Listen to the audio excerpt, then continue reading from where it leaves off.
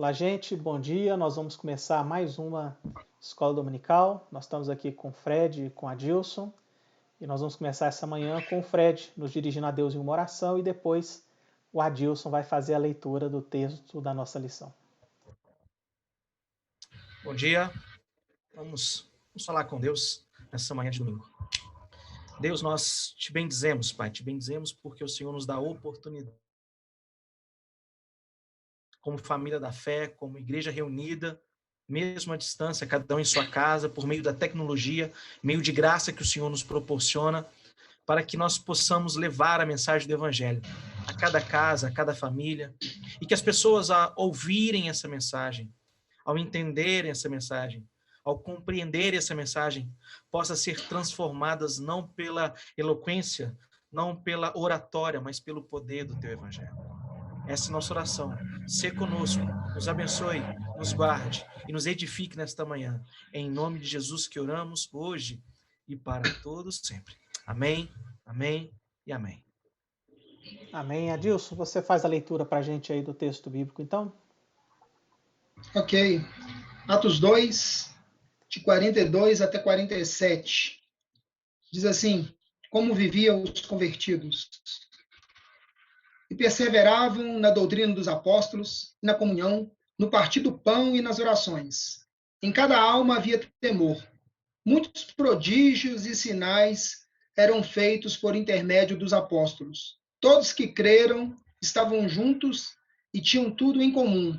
Vendiam as suas propriedades e bens, distribuindo o produto entre todos, à medida que alguém tinha necessidade. Diariamente perseveravam unânimes no templo, partiam pão de casa em casa e tomavam as suas refeições com alegria e singeleza de coração, louvando a Deus e contando com a simpatia de todo o povo. Enquanto isso, acrescentava-lhes o Senhor, dia a dia, os que iam sendo salvos. Muito bem. Então, Fred, Adilson, o que mais chamou a atenção de vocês aí nesse texto que a gente leu? Deus pode ficar à vontade. Isso, eu me chama muita atenção sempre que eu leio esse texto, né, que é bastante conhecido nosso, é justamente o verso de número 47, que as pessoas ali reunidas, eles ficavam louvando a Deus e eles contavam com a simpatia de todo o povo. Enquanto isso, acrescentava-lhes o Senhor dia a dia os que iam sendo salvos. Eu vejo esse versículo muito, identifico muito com a nossa igreja, quando nós nos reunimos ali para louvar a Deus. E às vezes eu vejo as pessoas passando do outro lado da rua, nos ônibus, e olhando a união, a nossa comunhão, né? E eu fico imaginando esse versículo e olhando para a nossa igreja. Eu vejo as pessoas que estão à nossa volta são simpáticas, né, de certa forma, né? Eles olham para nós e com aquela simpatia. Então, toda vez que eu leio esse texto, eu lembro da nossa igreja, com a simpatia dos de fora. Maravilha. E você, Fred, o que mais chamou sua atenção nesse texto? Se o Adilson gostou do 47, eu gostei do 42. O verso 42, essa primeira parte, perseveraram na doutrina dos apóstolos. Isso me chama a atenção, né? Uma igreja apostólica, uma igreja que estava fundamentada, sim, sobre a rocha que é Cristo, mas sobre os alicerces dos apóstolos, né? Sobre a doutrina que eles nos legaram e nos deixaram através das Sagradas Escrituras. Isso, para mim, é insubstituível, isso, para mim, é inegociável, isso, para mim, é o fundamento. Né? Nós somos católicos, apostólicos, só não somos romanos. Né? Então, nós estamos, sim, baseados na doutrina dos apóstolos. E essa questão de perseveraram, né? Perseveravam. Né? Ou seja, eles não abriam mão. Eles não abriam mão da doutrina que os apóstolos ensinavam. Logo, eles aprenderam de Cristo. Eles ensinaram as doutrinas de Cristo e hoje nós temos as doutrinas de Cristo ensinadas através das Escrituras por meio dos apóstolos. Isso queima meu coração. Maravilha, maravilha.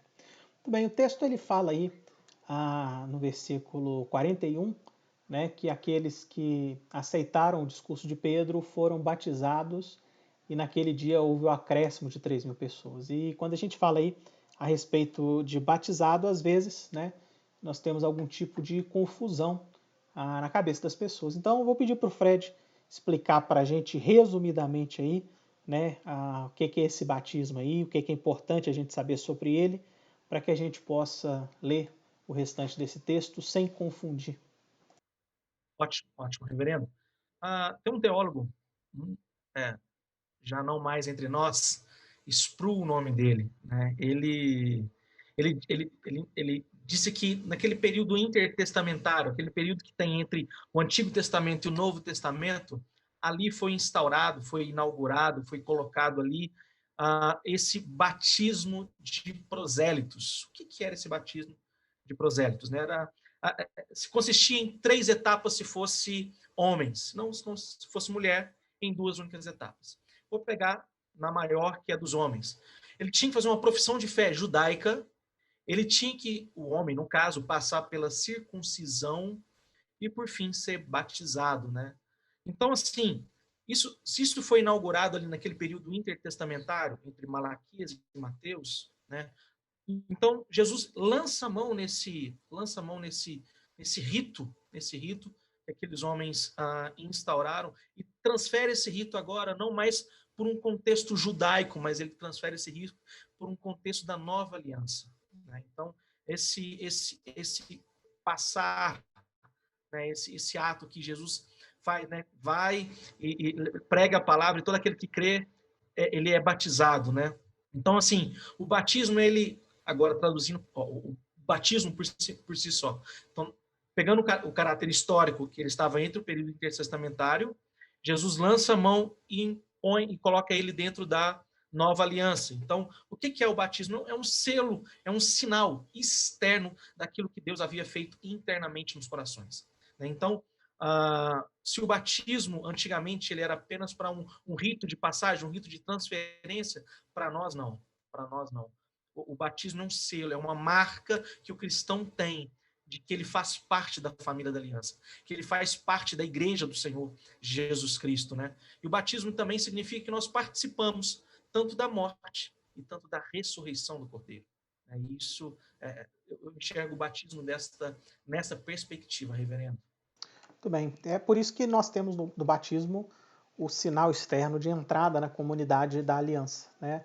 As pessoas são batizadas, recebem a água como um sinal externo, né, mas que aponta para essa aliança de Deus com o seu povo. E aí a pessoa está agora dentro da comunidade da aliança, né? E como o Fred disse, é importante nós lembrarmos que nós fazemos isso porque Jesus mandou fazer. Jesus disse por todo mundo, pregar o evangelho a toda criatura, né? Fazer discípulos. Então ele nos ensina a batizar esses discípulos e a ensiná-los todas as coisas que Jesus Cristo ensinou aos seus apóstolos. Então, o batismo é esse sinal de entrada na comunidade da aliança que vem acompanhado, né, da graça da entrada da aliança, e quando a pessoa recebe, então, né, a graça ali da conversão, ela recebe ali a graça que está associada com esse batismo, com esse sinal externo. Adilson, o nosso texto que nós lemos aqui, a gente leu a partir do 42, e geralmente é a partir do 42 que a gente lê mesmo essa passagem. Mas antes do 42, nós temos aí os versículos 40 e 41, né, em especial o 41. Explica para a gente aí qual que é a relação entre os versículos 41 e o 42 e como que o versículo 41 explica o 42 em diante para a gente. Entendi. Só colocar aqui no 41. Então, pastor, foi criada, assim que o pessoal, aquelas pessoas, os judeus, viram aquele episódio, né, aquele fenômeno maravilhoso, e Pedro agora começa a pregar o evangelho para eles, criou neles uma expectativa. Primeiramente, uma expectativa temorosa, né? Eles foram acusados de ter matado o Senhor Jesus. E logo depois, Pedro vem com um bálsamo, né? Dizendo para eles agora, né? Eles ficam temerosos, o que faremos, né? E Pedro diz para eles crer no Senhor Jesus e arrepender dos seus pecados, né? E forem batizados. Então, o verso 42, já que eles estavam temerosos, tinham uma expectativa e agora a expectativa deles foram aumentadas, que eles aceitam a palavra de Pedro. E um detalhe, pastor, antes que eu queria falar um pouquinho só sobre o batismo, é que naquele local ali não tinha tanque, né? Acho que tinha o tanque de Maria, tinha 2 tanques lá que coletavam água potável, né? E é uma grande confusão das pessoas, né? Como é que os 3.000 homens foram batizados ali, né? Então, certamente é por aspersão mesmo, né? Porque não tinha tanque para mergulhar ninguém e não daria para você mergulhar 3.000 homens num só dia. Mas foi isso que o texto está dizendo. Foram 3 homens batizados e agora no verso 42 eles começaram a conhecer, né? Eles queriam conhecer o seu Salvador. Então tinha aquela expectativa, né, de você arrepender dos seus pecados, crer no Senhor Jesus para você ser salvo, mas como crer, né? Então eles começam a conhecer. Então o verso 42 mostra aquilo que a gente vê na igreja de hoje. Quando uma pessoa se converte, ele vai no dia de terça-feira, ele vai no estudo, ele vai dia de quarta reunião de oração, ele vai na sexta, ele vai para tudo quanto é lugar. Ou seja, ele cria nele aquela expectativa de conhecer o seu Salvador. E ele começa a não perder oportunidades. Então a gente vê aqui que eles, dia a dia, eles iam nas orações, na comunhão, eles queriam aproveitar ao máximo para conhecer quem é esse Jesus Cristo, quem é esse Salvador, quem é esse Filho de Deus. Então eu faço essa conexão, né? Da expectativa deles, do temor, e agora estamos na comunidade. Então nós vamos crescer na graça e no conhecimento do Senhor Jesus. Algumas pessoas, com relação ao batismo, né, afirmam que talvez ali na região, em torno de Jerusalém, poderiam haver piscinas destinadas a algum tipo de ritual. Mas a grande questão aí, o grande foco do texto realmente é que, independente do modo, né, de batismo, o que chama a atenção aí é a ideia do aceitar e batizar, né? Ou seja, foram aquelas pessoas que ouviram Pedro, se arrependeram, aceitaram, foram então batizadas naquele primeiro momento, né? E Pedro, então, no versículo 41, descreve isso, né? Lucas, em Atos, descreve isso. Houve um acréscimo ali, né? E um acréscimo a quê? Acréscimo à comunidade dos 120, que é mencionado antes, né? Então, naquele dia, a comunidade que era 120 se torna agora 3.120, mais ou menos. E aí acontece isso que o Adilson falou, né? Você agora tem novos discípulos, e o que que um discípulo faz? Um discípulo agora precisa caminhar com Cristo. Então o que que eles passaram a fazer? A mesma coisa que os apóstolos fizeram antes com o Senhor Jesus.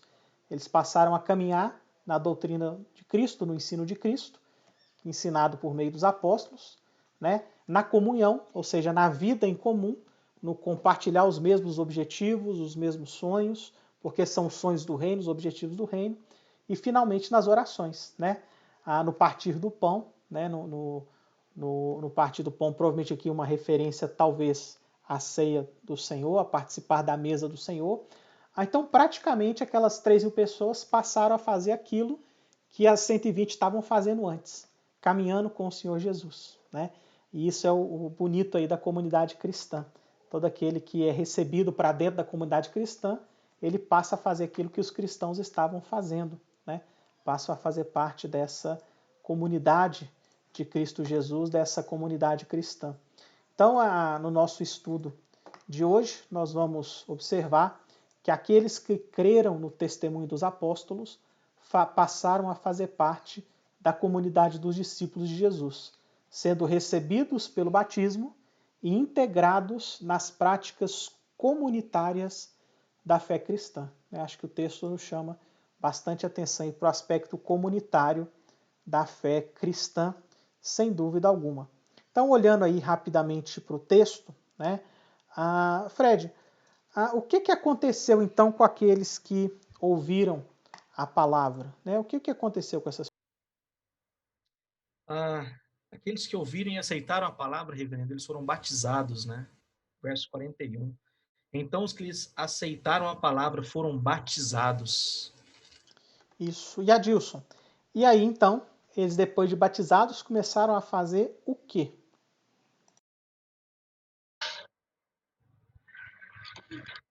Então, o senhor até já começou a falar, né? Eles começaram a fazer aquilo que os 120 faziam, né? Que é o estudo da palavra, estarem ali juntos, né? Participando dos ritos, né? Então, eles começaram a desenvolver, né? a salvação é desenvolvimento mesmo. Isso. Fred, o que havia ali na alma das pessoas envolvidas nessa comunidade? Havia, como diz no verso 43, havia temor, né? E por que havia Reverência. temor? Temor. Por que havia temor?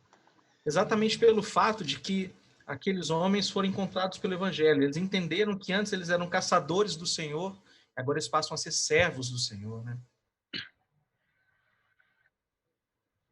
Adilson, e a gente percebe aqui que a mentalidade comunitária da igreja acabou afetando uma área muito particular, que é a área material, né?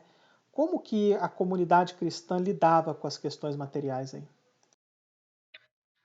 Desprendimento total, né? Eles não se apegavam aos bens materiais. Então, havia até um certo contraste com o tempo de hoje, porque muitas vezes as pessoas são seduzidas aí numa igreja para se tornarem ricos, né? A gente vê muito isso no nosso tempo, em algumas igrejas, através de campanhas, né, e outras coisas assim, mas ali mostra que eles foram para a igreja e eles consideravam a outra pessoa igual a si mesmo, então eles tinham tudo em comum e eles voluntariamente, se alguém precisasse, eles não eram obrigados, né, a liquidar alguma coisa, mas eles eram estimulados pelo amor fraternal entre eles, então era uma coisa muito, muito bacana de se ver, né? Desprendimento total. Sim, a gente percebe, inclusive de uma maneira muito clara no texto, né, que no verso 45 aí existe uma motivação para que as pessoas fizessem isso, né? À medida que alguém tinha necessidade, ou seja, não era uma regra estabelecida para entrar na igreja, você Sim. tem que abrir mão de tudo e viver pobre. Na verdade, era uma resposta de misericórdia à necessidade do outro, né? A comunidade via alguém sofrendo e alguém que podia, então, se desfazia de algum bem material para aliviar o sofrimento material de quem tinha necessidade, né? Essa é a ideia do terem tudo em comum, né? A ideia de que a igreja vivia um aspecto comunitário administrado pelos discípulos, né? Ninguém tem propriedade e tudo é de todo mundo ou nada tudo é de ninguém, né? É pelo contrário, a pessoa é dona e ela abre mão daquilo que é dela em favor do outro, né? Ela não considera que o que é dela é só dela, o que é dela passa a ser do outro, né? E como a Adilson falou, isso tem um contraste muito grande com os nossos dias, porque nos nossos dias nós somos muito materialistas, a nossa tendência é pensar o que é meu, o que é do outro é meu, o que não é de ninguém é meu, né? Se possível eu quero ficar com tudo. Então realmente tem um contraste muito grande aí nesse aspecto. Fred, com relação ainda ao aspecto comunitário dessa igreja, com que frequência esse pessoal se reunia e como que eles se reuniam? O verso 46 responde isso, reverendo, dizendo que diariamente, né? Diariamente eles perseveraram unânimes no templo. E não era só no templo também, né? Era de casa em casa, repartindo o pão com alegria e singeleza de coração. A gente tem que observar, né, dois aspectos interessantes aí, porque às vezes a pessoa fala assim, precisamos ser como a igreja primitiva, né, reunir nas casas e tal, e a gente percebe que não. O texto fala que eles se reuniam tanto no templo quanto de casa em casa, né, porque o templo era o centro da vida religiosa daqueles dias, né, inclusive porque aquela primeira comunidade vinha do judaísmo, né, eles estavam se reunindo ali com outros judeus, inclusive para pregar o evangelho, né? Inclusive para testemunhar para aqueles outros judeus que eles haviam encontrado o Messias, né? O que chama a atenção da gente aí é inclusive o diariamente, né? Porque, por exemplo, quem que você costuma ver diariamente, Adilson? Elise e Carol, né? As pessoas da minha casa, né? As E pessoas da chama sua atenção casa. demais. É, Chama atenção. Eles se viam todos os dias, né? Todos os dias eles estavam juntos, né? Quando eu era solteiro, eu via todos os dias os meus irmãos, né? Aqueles meus irmãos, somos 8, né? Então, todo dia a gente se via, né? Ou seja, essa comunidade é como se fosse a minha família, quando antes de eu ser casado, os irmãos, todo dia a gente estava, né, ali junto, conversando. Então, mostra realmente uma irmandade, né? Que eles todos os dias estavam juntos. Então, um sabia Talvez o outro não precisava nem te falar que eu estou passando necessidade, né? Porque você olhava para ele, você estava tão acostumado com ele, que você olhava para ele assim, tem algo acontecendo com esse meu irmão. Meu irmão, o que tá acontecendo? Conta para mim. Então, dá para a gente ter uma noção assim deles levarem tão a sério, de um olhar para o outro, sentir que havia, né? Deixa eu orar por você, o que está acontecendo? Conta para mim. Então, é uma irmandade mesmo, uma verdadeira irmandade. Sim, especialmente fica muito frisado aí, não só no diariamente, mas também diariamente não só perseverava no tempo, mas partiam de casa em casa o pão. Esse partir o pão aí dá um aspecto de repartir refeição, né? Partir pão, não é partir o pão, não tem um artigo aí específico. Partir pão dá a ideia de compartilhar uma refeição, ou seja, eles se reuniam para compartilhar refeições, né? E naquela cultura, muito mais do que na nossa, compartilhar uma refeição significava sentar todo mundo em torno de uma mesa, não na mesa, né, alta como a nossa, uma mesa mais baixa, mas todos ali assentados, o alimento sobre a mesa, compartilhado, dividido, né, parte o pão, passa um para o outro, e você tem um momento de muita intimidade, de realmente compartilhar vida, né, como a Adilson disse, a ponto de ninguém precisar nem falar, você sabe diariamente o que acontece na vida do outro, né? É um aspecto muito importante aí da vida comunitária que existia naqueles dias. E aí, qual que é o impacto desse estilo de vida na comunidade em volta da igreja? Como que esse estilo de vida impactou a comunidade em volta da igreja? Eu respondo. É aquilo que eu comecei a falar da semelhança que eu vejo com a nossa igreja, né? Então, a comunidade respondia positivamente. A comunidade, os judeus ali viam que eles eram diferentes, viam que eles tinham amor, viam que eles tinham um companheirismo, uma irmandade. Então, ao invés deles criticarem, não, eles eram simpáticos àquele movimento. Eles viam, e talvez tinha também o temor ali do olhar de fora, um temor. Esse povo é diferente, é abençoado, são felizes, independente da situação. Então, acho que a simpatia engloba isso, né? Aos olhos das outras pessoas, você olha, talvez ficava até aquele gostinho, estou doido para participar lá também, mas eu não posso por causa dos meus pais, né?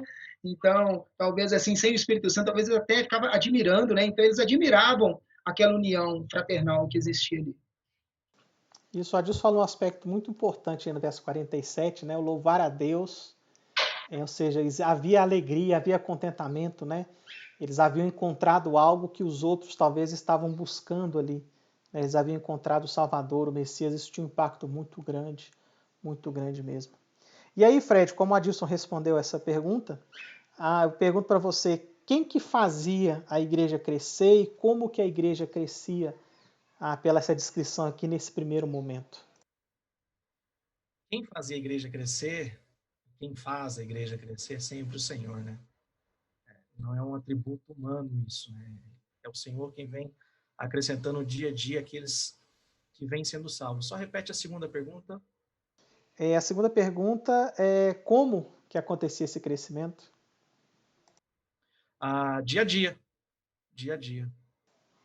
A expressão que a gente tem aqui no texto é um crescimento muito orgânico, né? A igreja vivia como discípulo de Cristo na alegria, testemunhava para os de fora, e o Senhor cuidava de que, como o Adilson falou, né, aquela pessoa que admirava de fora, o Senhor tocava no coração daquela pessoa, eu quero encontrar o Messias junto com esse povo, e não quero ficar do lado de fora, eu quero ir para o lado de dentro, né? Exatamente. Eu vou superar aqui as minhas barreiras. Então, a impressão que a gente tem aqui do texto é isso que acontecia, né? A igreja vivia como discípulos de Cristo e as pessoas em volta viam e Deus agia na vida dos de fora e Deus ia trazendo essas pessoas agora para dentro, né, para a vida comunitária da igreja, né, para viver junto com o pessoal da igreja. O que a gente aprende então de importante, né? Qual que é a lição importante que a gente precisa tirar desse texto? É reconhecer que a vida comunitária da igreja precisa ser definida prioritariamente por práticas devocionais comunitárias, que são ensinadas desde o início da igreja, né? A gente precisa reconhecer que a vida comunitária da igreja é definida pelas práticas devocionais comunitárias. Ou seja, a igreja se reúne para quê? A igreja se reúne para praticar a vida devocional. A igreja se reúne principalmente para perseverar na doutrina dos apóstolos, para perseverar na comunhão, para perseverar no partir do pão, para perseverar nas orações. A igreja se reúne para se edificar um ao outro, para compartilhar a palavra, para compartilhar as orações. Isso é um aspecto muito importante da vida da igreja que nós devemos preservar, especialmente nos nossos dias, né? E aí, para a gente terminar aqui, fazer a nossa aplicação, Fred, como que o relato da vida comunitária da igreja nos desafia hoje, quando nós temos fatores que nos levam, ou nos obrigam, ou nos forçam a uma vida menos comunitária? Como que esse relato aí nos desafia hoje? Se a gente fosse pensar no nosso contexto aqui de BH, né, porque eu cheguei em BH, eu não sou daqui, né? Enfrentando todos os desafios que as pessoas hoje aqui enfrentam, talvez para ir numa igreja, talvez para ir num grupo de oração na igreja, numa reunião de oração, num estudo bíblico. E eu estava conversando com os meninos esses dias, em uma visita, não lembro na casa de quem que foi, que como eu vim de uma mentalidade do interior, que eu não pego trânsito para chegar nos locais, aqui não, aqui é diferente, né? Então, é superando todas essas etapas, esses desafios, é passando por cima deles, é indo à igreja, é se congregando com os irmãos, é perseverando na doutrina, né? Não negociando isso, é permanecer firmes nela, né? Assistência, caridade, misericórdia, como diz o texto, compartilhava as coisas entre si. Eu acho que essas barreiras que talvez o mundo hoje não se importa tanto, mas que também fazem parte. Não é a missão da igreja. A missão da igreja é pregar o evangelho, mas fazem parte da missão, fazem parte de se expressarem como cristão de verdade, em essência, né? Amar o próximo, cuidar do próximo, se relacionar, perseverar, estar firmes e fortalecidos na doutrina dos apóstolos. Eu entendo dessa forma, vencendo essas dificuldades, sabe? Porque no interior não é, no interior não tem essa questão de trânsito e tudo mais, mas aqui tem, a gente precisa de romper. Talvez nos organizarmos melhor com o tempo, com a nossa agenda, né? E dar, de fato, o valor real a estarmos em comunhão, né? Hoje é muito fácil falar em comunhão porque nós perdemos isso. Nós perdemos a comunhão, né? Mas a comunhão é de suma importância, né? Estarmos juntos é de suma importância. Então, o brasileiro tem esse problema, valorizar só quando perde, né? Não devia ser assim. Nós devíamos valorizar enquanto nós estávamos juntos, em comunhão. Então, fica talvez a mentalidade, esse desafio, essa proposta aí de rompermos em algumas dificuldades para estarmos juntos, unidos como uma família da fé, adorando o único Deus e o único Senhor, que é o nosso Senhor Jesus Cristo. Muito bem. Como forma de nos incentivar a romper essas barreiras, né, porque realmente esse texto nos confronta, nos desafia, que nós precisamos romper essas barreiras, né, que nós não podemos permanecer isolados. A vida cristã não pode ser uma vida de isolamento, né? Para nos incentivar, então, a essa vida comunitária, Adilson, responde para a gente, tem como um crente não participar da vida comunitária da igreja? É possível, na sua opinião, ser crente genuíno no Senhor Jesus e não ter vida comunitária? E por que você acha isso? É impossível, e nem acho, não, eu já tenho certeza, né? O Salmo 133 diz assim: ó, como é bom e agradável viverem unidos irmãos. E o último verso 6, diz assim: ali ordena o Senhor a sua bênção. Ali na onde? Ali no meio da união dos irmãos. Então, o Senhor habita no meio dos louvores, o Senhor participa do culto. Então, esse texto nos lembra isso. Eles tinham prazer um com o outro, mas ali eles estavam perseverando na doutrina dos apóstolos. Então, ali eles juntos, né, Deus ordenava sua bênção na união deles. Eles reuniam para fazer tudo em comum, mas na hora da palavra, na hora que Pedro pregava, na hora que um outro pregava, Deus enviava sua bênção ali no meio deles, né? Então, eles eram abençoados pela palavra. Então, certamente, hoje, no tempo agora que nós estamos, que as pessoas dizem, não, eu estou em casa, mas eu estou lendo a Bíblia, não, eu estou em casa, mas eu estou fazendo orações, né? Cara, é muito legal, muito importante nesse tempo. Só que nós não aguentamos mais esse tempo. Nós estamos esperando o próximo tempo, que é a volta às atividades, onde o irmão vai ter que... Falou, acabou esse tempo de ficar em casa e assistir as coisas pela internet.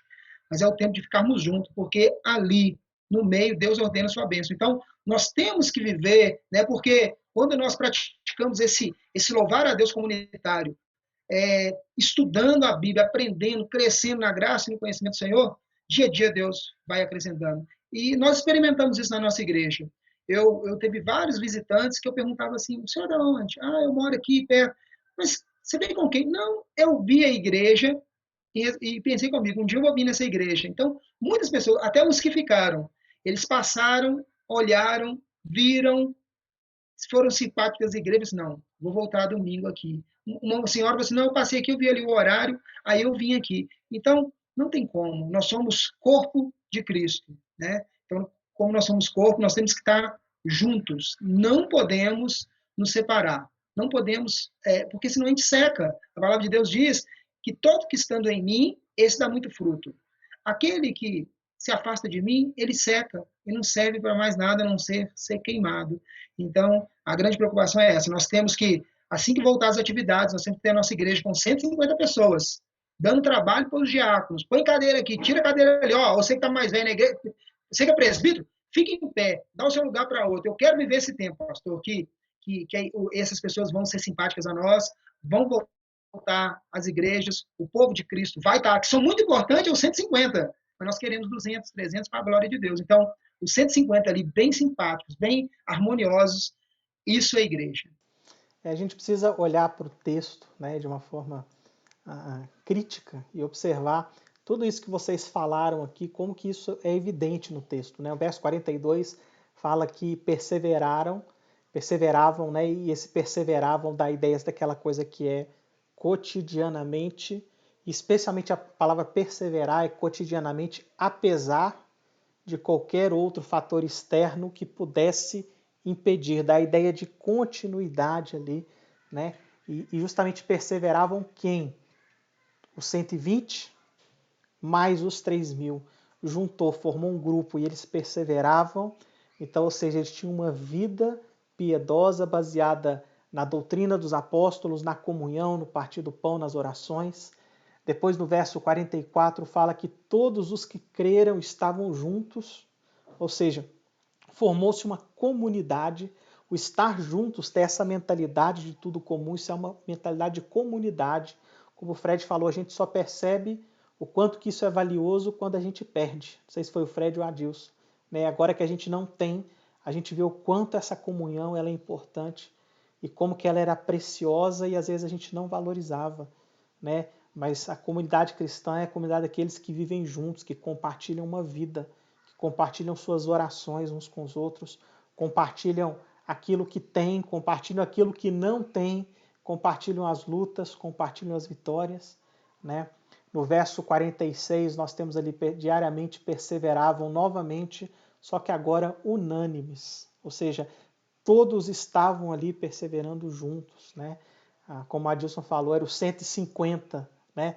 Ali, né, naquela igreja ali, era 3.000 e tanto, né? A nossa comunidade é menor, é mais modesta, mas são 150 perseverando juntos diariamente, né? Nós temos os nossos grupos familiares, que permite reunir durante a semana, a nossa reunião de oração na quarta, nosso estudo bíblico na sexta-feira, os nossos trabalhos de domingo. Não é unânime, aliás, não é diariamente, mas a ideia é que sejamos unânimes em todas as oportunidades que nós temos, né?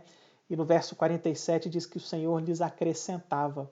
E para acrescentar significa que precisa ter um conjunto inicial, né? Você só acrescenta aquilo que já existe, né? Ou seja, Deus está trazendo e fazendo essa expansão. Então, se acrescenta é porque existe, né? E a gente precisa observar isso na vida da igreja. A vida da igreja ela é extremamente comunitária, né? Nós temos muitas dificuldades, muitos desafios. E aí fica a reflexão.